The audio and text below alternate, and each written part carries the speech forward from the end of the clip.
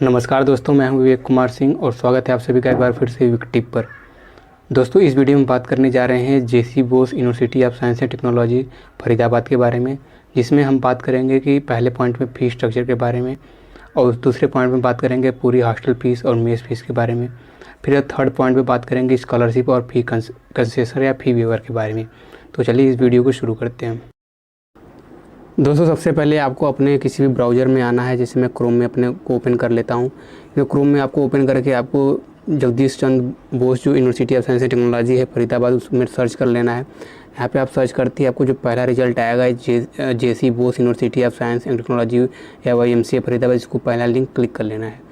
तो यहाँ पे क्लिक करेंगे तो कुछ समय लगेगा ओपन होने में। फिर जब ओपन हो जाएगा तो वहाँ पर आप देखेंगे आपको वहाँ पे कई जो इन्फॉर्मेशन जो है, brochure information, fee structure information, पूरी जो डिटेल है यूनिवर्सिटी के बारे में पूरी दी रखी होगी। तो पहले हम बात करेंगे फ़ी स्ट्रक्चर के बारे में। तो देखिए यहाँ पर इन्फॉर्मेशन ब्रोचर आपको यहाँ पर मिल जाएगा। देखिए यहाँ पर इन्फॉर्मेशन ब्रोचर यहाँ पर आपको यहाँ पर मिल जा रहा है।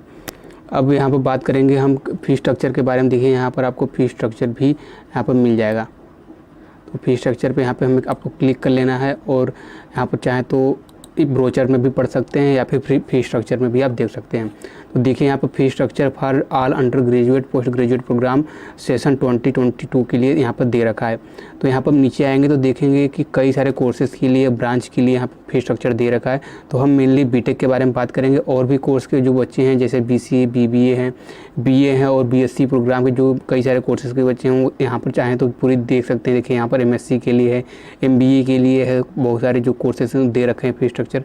मैं बात करूँगा बीटेक के फी स्ट्रक्चर के बारे में। तो चलिए देखते हैं। पहले तो पहला जो बीटेक के लिए है, यहाँ पर इन्होंने 2 कैटेगरी बना रखे हैं, अलग अलग ब्रांच वाइज चूज कर रखे हैं। तो देखिए यहाँ पर जो पहला है, यहाँ पर देखिए बीटेक कंप्यूटर इंजीनियरिंग और इंफॉर्मेशन टेक्नोलॉजी, फिर mechanical engineering, electrical engineering, electronics के लिए यहाँ पर फी स्ट्रक्चर बता रखा है।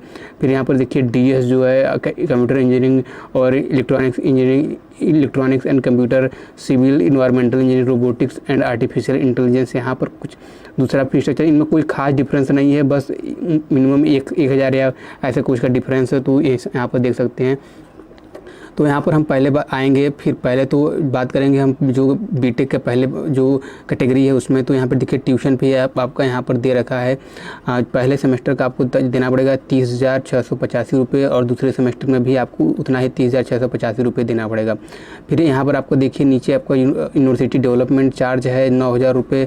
फिर एग्जामिनेशन फ़ी है, रजिस्ट्रेशन फ़ी है, डॉक्टर RK फंड है, यूथ रेड क्रॉस पे। तो कुछ इस तरीके से जो फी स्ट्रक्चर है आपका, पहले सेमेस्टर में आपको इतना फ़ी देना पड़ेगा, दूसरे सेमेस्टर में आपको इतनी फ़ी जो है नहीं देनी पड़ेगी।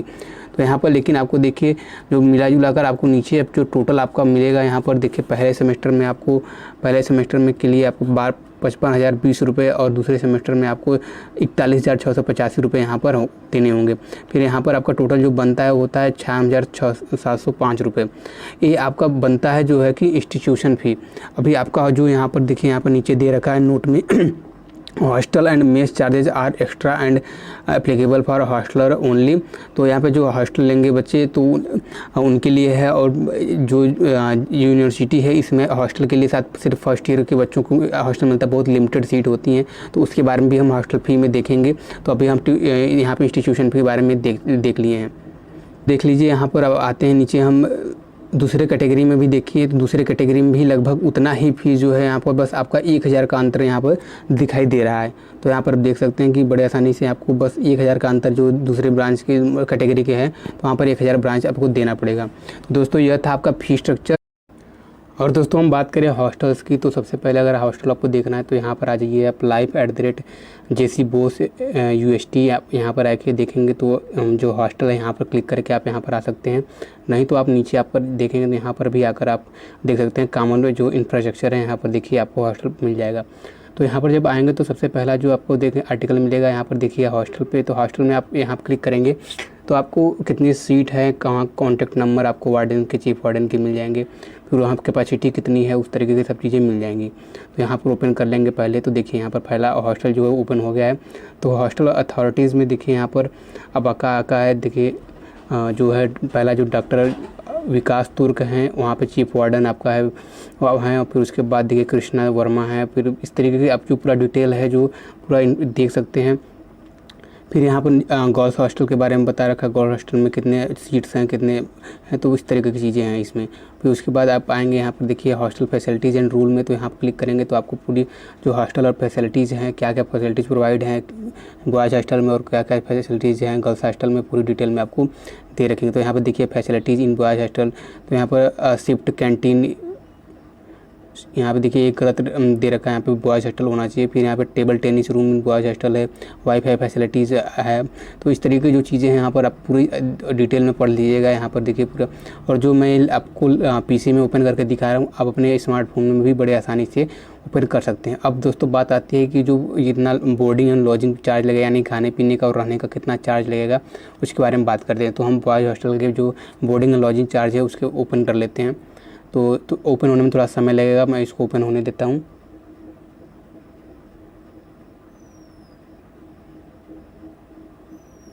हाँ तो दोस्तों यहाँ पर देखिए आपका आ गया है download boys hostel boarding and lodging charge and schedule for season 1920। तो अभी अपडेटेड तो नहीं है, लेकिन जो भी अब वेबसाइट पे दे रखा है मैं उसको ओपन करके मैं आपको दिखा देता हूँ। उसमें थोड़ा बहुत इंक्रीमेंट ज़रूर हुआ होगा, तो आप देख लीजिएगा उसमें। फिर हॉस्टल चार्ज में यहाँ पर देखिए आते हैं, पहला तो हॉस्टल रेंट आता है आपका 6500 रुपये। फिर इलेक्ट्रिसिटी चार्ज है 1400 रुपये, वाटर चार्ज है 100 रुपये, अरेंजमेंट फ़ीस है 1500 रुपये, हॉस्टल सिक्योरिटी है 1 टाइम आपको देना पड़ेगा। यहाँ पर आपको अगर आप दोबारा हॉस्टल लेते हैं तो आपको चार्ज नहीं देना पड़ेगा। तो टोटल आप जब पहली बार लेंगे तो आपको इतना रुपये hostel charge will be deposit in demand of registrar to university. तो यहाँ पे यूनिवर्सिटी जो रजिस्ट्रार उनके अकाउंट में पैसा जमा करना पड़ेगा। फिर उसके बाद यहाँ पर देखिए मेस चार्ज वगैरह है, तो मेस चार्ज आपका मेस जब हर मंथ जून, तो हम आपका लगभग यहाँ पे 3743 रुपये जो है कि मंथली चार्ज आपका मेस चार्ज लग रहा है। फिर उसके बाद देखिए यहाँ पे वाटर चार्ज वगैरह ये सब चीज़ें लग रही हैं। तो मेस चार्ज आप 11,000 will be deposit demand draft, तो यहाँ पे आपको उस तरीके की फ़ी पे करनी होगी। तो मिला जुला कर दोस्तों ये था आपका हॉस्टल फ़ी। आप चाहें तो यहाँ पे बैक करके गर्ल्स हॉस्टल के लिए भी देख सकते हैं। यहाँ पर देखिए यहाँ पर बोर्डिंग एंड लॉजिंग पर गर्ल्स हॉस्टल फ़ी वही चीज़ यहाँ पर आपको मिल जाएंगी। तो दोस्तों चलिए अब बात करते हैं स्कॉलरशिप और फ़ी कंसेशन। अब दोस्तों बात करेंगे हम फ़ी कंसेशन और स्कॉलरशिप के बारे में। तो देखिए यहाँ पर पहला जो पॉइंट है, एज अप्रूव्ड बाय द, एक मिनट में इसको मार्कर ऑन कर लेने दीजिए। देखिए यहाँ पर as approved by the executive council of university 50% fee concession is granted for studies in all courses of university to the employees and their wards. तो ये जो एम्प्लॉयज़ हैं उनके जो बच्चे हैं उनके लिए आपको 50% फी कंसेशन यहाँ पर दिया रहेगा। फिर यहाँ पर जब नीचे आएंगे तो देखिए नॉन पेमेंट और चार्ज फी है। यहाँ पे आपको लेट फी कैसे जमा करना होता है, आप 15 दिन आपको समय दिया जाएगा, फाइन के लिए दिया जाएगा। फिर the student seeking extension in timeline as a special case are required to submit such request before last date to deposit the fees with time with fine. तो अगर आप कोई स्पेशल केस आपके फैमिली में होता है या फिर आपको फीस देने में मतलब एबल नहीं है, तो आप वहाँ पर आपको एप्लीकेशन वगैरह आपको बताना पड़ेगा, हर चीज़ें बतानी पड़ेगी, नहीं तो आपके बाद आपका जो एडमिशन रोल नंबर आपको स्टक अप कर दिया जाएगा यूनिवर्सिटी से। तो इसी तरीके की चीज़ें यहाँ पर दे रखी हैं। फिर उसके बाद देखिए आप नीचे आते हैं तो यहाँ पर देखिए स्कॉलर जो चैप्टर 5 है, ब्रोचर आप डाउनलोड कर लेंगे तो इसमें आपको दिखेगा। चैप्टर 5 में आपको scholarship stipend reimbursement of tuition fee to student. तो ये इंपॉर्टेंट है उन बच्चों के लिए जिनकी फैमिली बैकग्राउंड जो है डाउन है। तो पहला जो कैटेगरी आता है यहाँ पर देखिए, in the scheme of technical education department benefit is available to SC student admitted through the central counselling only. तो आपको ध्यान देना है कि सेंट्रल काउंसलिंग के थ्रू जब आप एडमिशन लेंगे, whose parents or guardian income from all sources does not exceed Rs 2.5 lakhs per annum, मतलब 2.5 लाख पर ईयर से आपका जो है फैमिली इनकम ज़्यादा नहीं होना चाहिए। फिर in this scheme tuition fee and other allowance are reimbursable subject to attend of 75% attendance in each semester. तो आपका जो अटेंडेंस होना चाहिए वो 75% होना चाहिए। फिर जो दिख लीजिए BC स्टूडेंट हैं, BC स्टूडेंट जो बैकवर्ड कास्ट के स्टूडेंट हैं, उनके भी फैमिली इनकम जो 2.5 लाख से ज़्यादा नहीं है, तो उनको भी BC पोस्ट मैट्रिक स्कॉलरशिप जो है डिस्ट्रिक्ट वेलफेयर ऑफिस हरियाणा के तो यहाँ पर दी जाएगी। यहाँ पर तो application form of for such scholarship of field in the month of the November and December. तो ये ध्यान रखिएगा, नवंबर दिसंबर में आपको जो है कि एवरी ईयर आपको फॉर्म फिल करना होता है ऑनलाइन पोर्टल। फिर एडवर्टीजमेंट पब्लिश हो जाएगा नेशनल जो dailies and SC/ST department Chandigarh. तो आपको इसको रेगुलर विजिट करना होगा, अपने डिपार्टमेंट में चेक करना होगा उस तरीके से। फिर उसके बाद देखिए यहाँ पर B कैटेगरी आता है, for grant of merit cum means scholarship for BTech MCA और बीबीए जो स्टूडेंट हैं।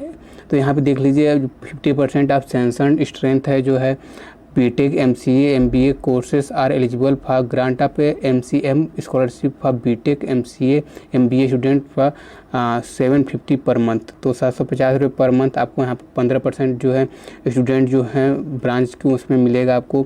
तो performance and attendance standard shall be per university rule and और decided by component authority from time to time.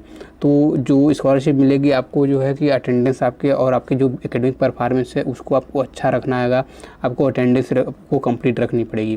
फिर उसके बाद हम आते हैं जो सी है, यहाँ पर देख लीजिए fee assistant for to economically needy student. तो यहाँ पर देख लीजिए जो student in association with the MOB alumni association of JC Bose university of science and technology MCA. तो जो मतलब कि जो एलुमनी जो मतलब पास आउट हुए हैं बच्चे वो यूनिवर्सिटी को सपोर्ट करते हैं, तो वो एक तरह की कमेटी बना रखे हैं कि जो वीकली जो इकोनॉमिकली जो वीक स्टूडेंट हैं उनको जो है सपोर्ट किया जाए। तो support by economically weak needy student by the university paying their fee in the soft loan for from the session 2021। तो यहाँ पर देखिए सॉफ्ट लोन में आपको जो है इंटरेस्ट वगैरह नहीं देना पड़ेगा, उसमें आपको बहुत छूट मिलता है। तो death of parents solely earning member, तो फिर critical illness for self family member incurring exorbitant cost, फिर है यहाँ पर देखिए लॉस ऑफ जॉब है, अर्निंग ऑफ पेरेंट्स है। तो इस तरीके जो है कि जो आप अगर आपके फैमिली में है कोई दिक्कत तो आप वहाँ पे अप्लाई कर सकते हैं। फिर यहाँ पर देखिए विश्व प्रकाश मिशन जो यहाँ पर है Faridabad supporting student offering scholarship since 1617। तो इसके बारे में भी आप वहाँ पर देख लीजिएगा, तो वहाँ पर भी आपको डिटेल में पता चल जाएगा, ठीक है। फिर हम नीचे आते हैं, यहाँ पर देखते हैं तो हाँ देखिए यूनिवर्सिटी मेडल यहाँ पर है कि अगर मान लीजिए आप यूनिवर्सिटी टॉप करते हैं, गर्ल्स के लिए जो टॉप कर रहे हैं तो उसके लिए स्कॉलरशिप वहाँ पर है। तो दोस्तों अब ये था जो ब्रोचर में दे रखा है। अभी मैं बता रहा हूँ कि अगर दोस्तों जैसे मान लीजिए आप अदर स्टेट से आप एडमिशन लेते हैं, जैसे मान लीजिए आप यूपी से हैं और किसी स्टेट से हैं, तो आपको अदर स्टेट से भी आपको स्कॉलरशिप मिलने का पूरा चांस रहेगा। आप वहाँ पर देख लीजिए, अपने पोर्टल पर जाकर पहले चेक करिएगा अपने स्टेट के कि वहाँ पर जो है कि ये यूनिवर्सिटी जो है YMCA रजिस्टर्ड है या नहीं है। और सेंट्रल सेक्टर आपको जो है कि नेशनल पोर्टल स्कॉलरशिप, वहाँ पर भी आपको स्कॉलरशिप आप वहाँ पर ले सकते हैं, उसके लिए भी देख लीजिएगा। जो इसमें 80% या 90% के बच्चे ऊपर होते हैं तो उनको स्कॉलरशिप मिलती है, तो उस तरीके का भी चीज़ आप सर्च कर लीजिएगा।